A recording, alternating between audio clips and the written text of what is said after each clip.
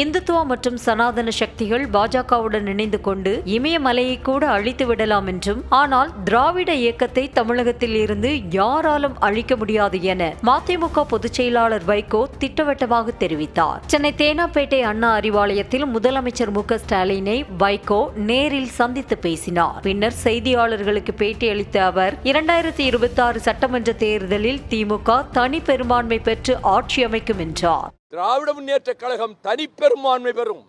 Single majority, absolute majority. எந்த கூட்டணி கட்சிகளினுடைய எம்எல்ஏக்கள் ஓட்டு இல்லாமலே திமுக எம்எல்ஏக்களே ஓட்டு போட்டு முதலமைச்சரை தேர்ந்தெடுக்கிற அளவுக்கு வெற்றியை வருகிற தேர்தலில் திமுக கூட்டணி மாபெரும் வெற்றி பெறும்.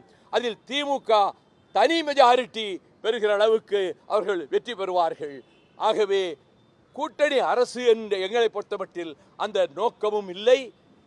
அது சரியாக வருமா என்றால் பல பேர் சொல்வதைப் போல தமிழ்நாட்டு மக்கள் ஏற்றுக்கொள்ள மாட்டார்கள்.